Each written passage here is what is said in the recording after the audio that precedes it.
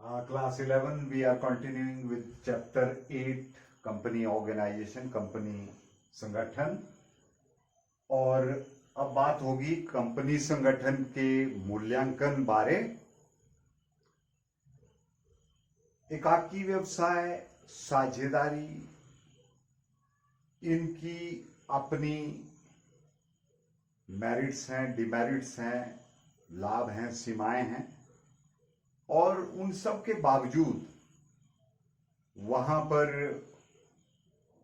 असीमित दायित्व का प्रश्न उठता है, वहां पर कुशल प्रबंधकों की कमी होती है। तो ऐसे में कंपनी संगठन जो है वो बहुत बेहतर माना जाता है।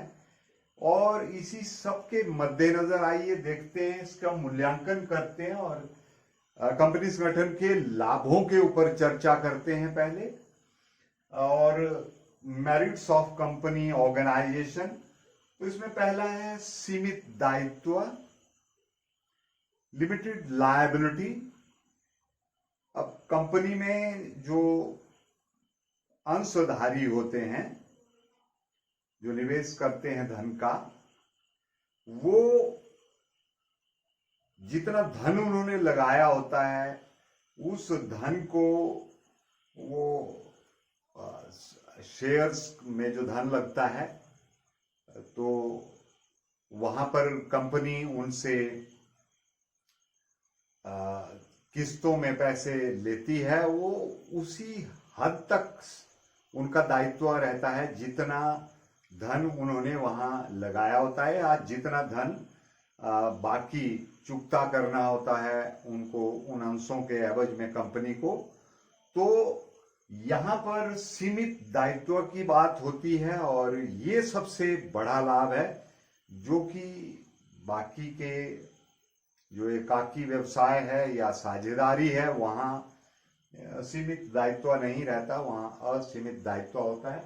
दूसरा है अंश हस्तांतरण सुविधा, ट्रांसफरेबिलिटी ऑफ शेयर्स। और ये सुविधा जो है वो कंपनी में विनियोग को तरल बना देती है, यानी अंशों को बेचकर अति शीघ्र यदि आपको नकदी प्राप्त करनी है तो ऐसा किया जा सकता है। जबकि अगर हम बात करें साझेदारी संगठन में, तो वहां पर अगर अंशों को ट्रांसफर करना है तो जितने पार्टनर्स होंगे, साझेदार होंगे, उन सब की सहमति के बिना ये काम किया नहीं जा सकता। तो ये एक और लाभ है कंपनी ऑर्गेनाइजेशन का, कंपनी संगठन का। तीसरा निरंतरता, कॉन्टिन्यूटी की बात होती है। कंपनी का जो अपना अस्तित्व है वो उसके सदस्यों से अलग होता है, यानी कंपनी एक कृत्रिम व्यक्ति है और ऐसे में उसकी अपनी एक एग्जिस्टेंस है। अब वहां पर जो शेयर होल्डर्स हैं, अंशधारी, वो आते रहेंगे, जाते रहेंगे, लेकिन कंपनी जो है वो चलती रहती है। तो यहां पर निरंतरता जो है वो देखी जाती है, और इस प्रकार जो कंपनी संगठन है वो स्थायी प्रकृति का है। यहां अस्थाई जैसी कोई बात है नहीं। चौथा जो इसका लाभ है कंपनी संगठन का, वो है विकास और विस्तार की संभावना, scope for growth and expansion. अब जहां पर पर्याप्त पूंजी रहेगी, पर्याप्त प्रबंध क्षमता रहेगी और सीमित दायित्व होगा, वहां पर बड़े खतरे उठाए जा सकते हैं आसानी से। और विकास तभी होगा जब ज्यादा धन संभव होगा, और व्यवसाय को आगे बढ़ाने के लिए आपके पास पर्याप्त मात्रा में धन उपलब्ध होगा। तो ये तीनों ही चीजें, यानी पूंजी की मात्रा भी पर्याप्त हो, और जो मैनेजमेंट एफिशिएंसी है वो इनफ हो, पर्याप्त मात्रा में हो, एंड जो लायबिलिटी है वो लिमिटेड हो, तो ये सोने पर सुहागे जैसी बात होती है और इस तरह से विकास और विस्तार की संभावना कंपनी संगठन में अत्यधिक बढ़ जाती है। और इसका जो पांचवा और आखिरी लाभ जो हमने सिलेक्ट किया हुआ है वो कुशल प्रबंध के बारे में है, एफिशिएंट मैनेजमेंट।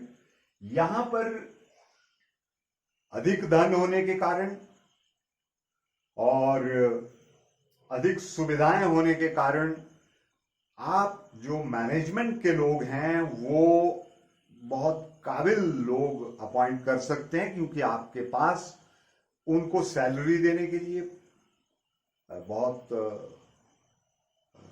ऐसे साधन उपलब्ध हैं जिनसे उनकी जो हायर सैलरी है वो आप प्रदान कर सकें।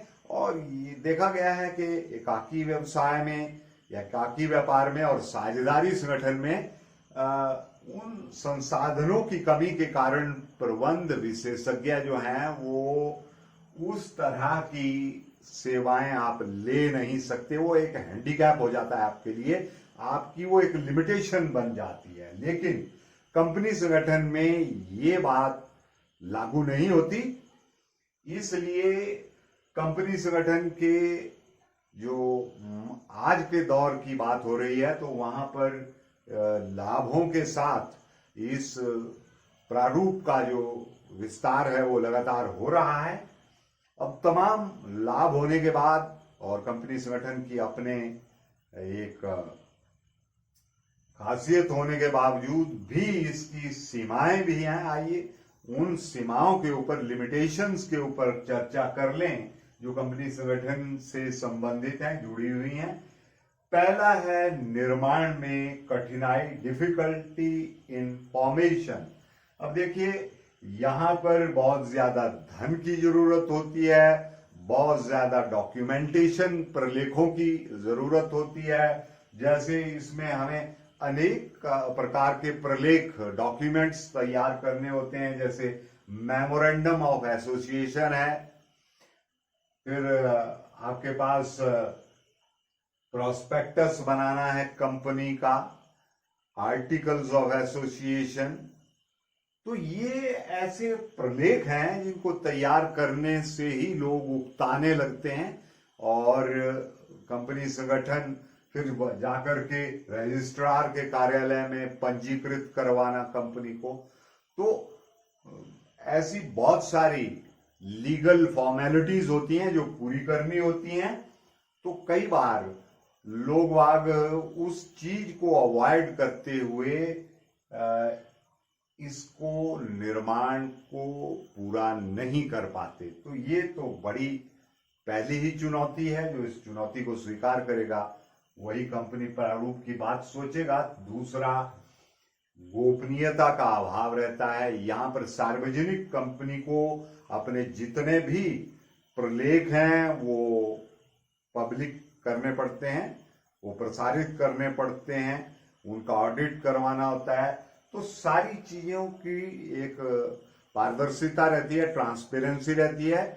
तो यहां पर गोपनीय कुछ नहीं होता जैसा एकाकी व्यवसाय में रहता है या किसी हद तक साझेदारी में।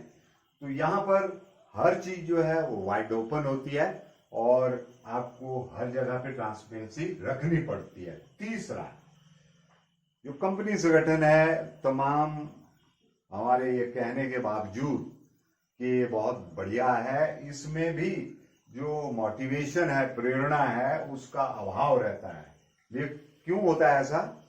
यहाँ पर स्वामित्व बेसिकली अंशधारियों का होता है और जो प्रबंध है उसमें आप लोग अपॉइंट करते हैं, कंपनी में एम्प्लॉइज रहते हैं। तो ये दो अलग अलग व्यक्ति होते हैं।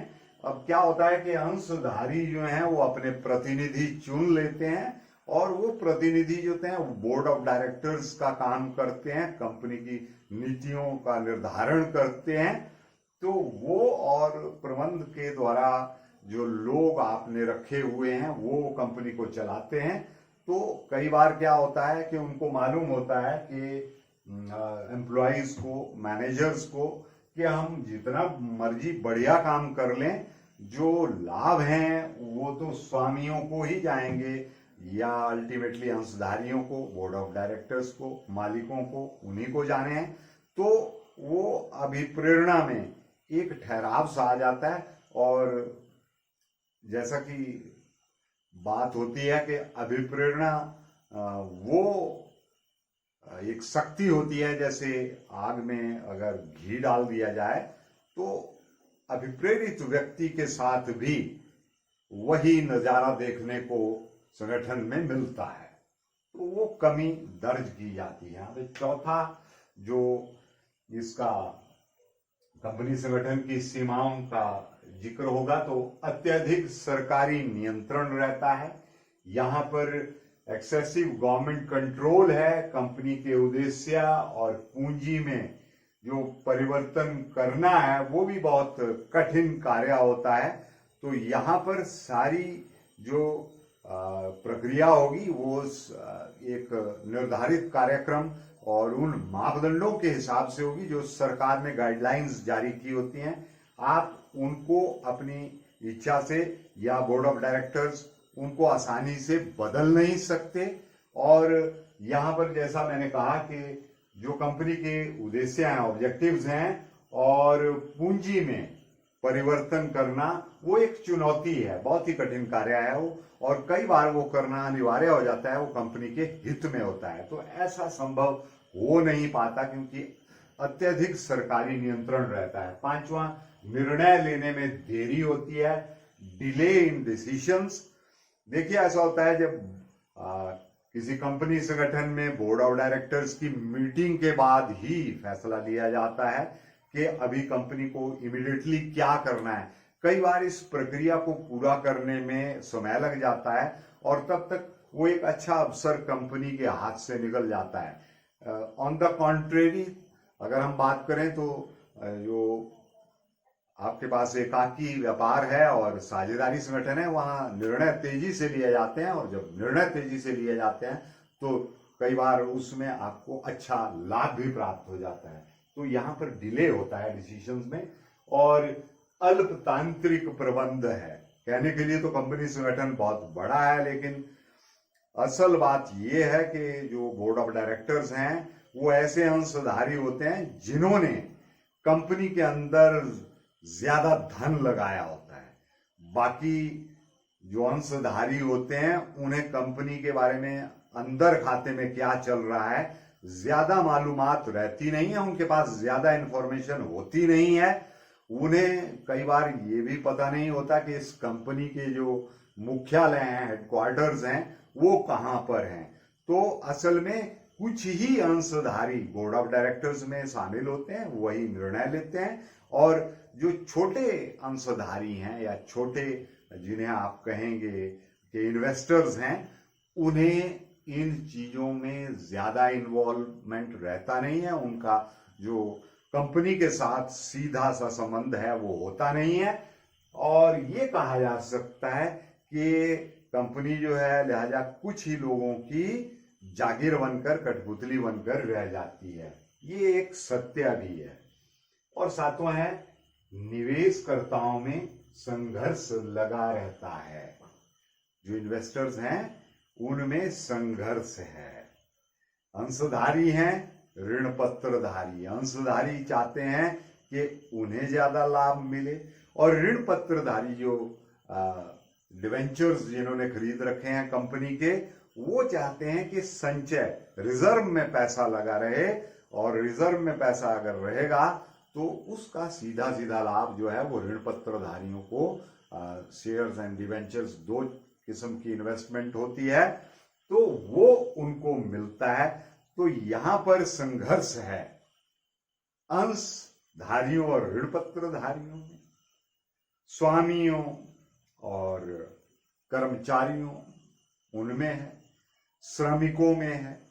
तो इस तरह से ये तमाम कंपनी संगठन के लाभ होने के बावजूद इसकी सीमाएं तो अवश्यमेव हैं। लेकिन अगर कंक्लूड करें, निष्कर्ष निकालें, तो आज के दौर में जो कंपनी संगठन है, व्यवसाय का प्रारूप, वो एकाकी व्यवसाय और साझेदारी संगठन के मुकाबले बहुत बेहतर है। और बेहतर होने के लिए जो 3 कारण मुझे नजर आए इसका अध्ययन करने के बाद, वो 3 कारण रहेंगे असल में: पर्याप्त पूंजी, पर्याप्त प्रबंध क्षमता और सीमित दायित्व। ये 3 गुण मौजूद हैं कंपनी संगठन में, और ये 3 गुण ही इस कंपनी को आगे ले जाते हैं और बड़ा प्रारूप होता है व्यवसाय का, जिसका विस्तार करना जो है वो आसान रहता है। तो हमने बात की कंपनी संगठन के लाभ, कंपनी संगठन की सीमाओं की, और अंत में जाते जाते कंपनी और साझेदारी में अंतर, difference between company organisation and partnership. Let's discuss point wise. Basis of difference, पहला एक्ट की बात करेंगे। किस अधिनियम के अंतर्गत कंपनी का नियंत्रण होता है? तो कंपनी संगठन का जो नियंत्रण है वो भारतीय कंपनी अधिनियम 1956 के तहत होता है, और साझेदारी में इसका नियंत्रण भारतीय साझेदारी अधिनियम 1932 के अंतर्गत होता है। दूसरा जो बेसिस ऑफ डिफरेंस है, अंतर का आधार, स्थापना की बात करें तो जो कंपनी संगठन का स्थापना है वो विधान द्वारा होती है, और साझेदारी की जो संरचना है वो साझेदारों के आपसी समझौते के कारण होती है। तो बड़ा सिंपल हुआ। तीसरा है पंजीकरण, रजिस्ट्रेशन। कंपनी का रजिस्ट्रेशन करवाया जाना अनिवार्य है, मैंडेटरी है, और साझेदारी का, पार्टनरशिप का रजिस्ट्रेशन करवाया जाना मैंडेटरी, अनिवार्य नहीं है। चौथा, सदस्यों की संख्या। सार्वजनिक कंपनी में कम से कम 7 लोग होंगे, अधिकतम की कोई सीमा नहीं है। निजी कंपनी में कम से कम 2 लोग होंगे, अधिकतम 200 हो सकते हैं। साझेदारी में न्यूनतम 2 लोग होंगे और अधिकतम 50 लोग।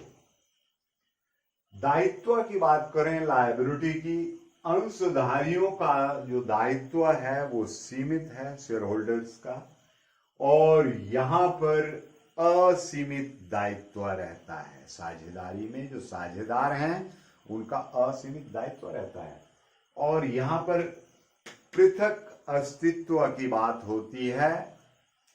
और जहां तक बात है कंपनी की, वो एक पृथक अस्तित्व वाला व्यक्ति है और विधान द्वारा बनता है, और ये हाड़ मांस का पुतला नहीं होता।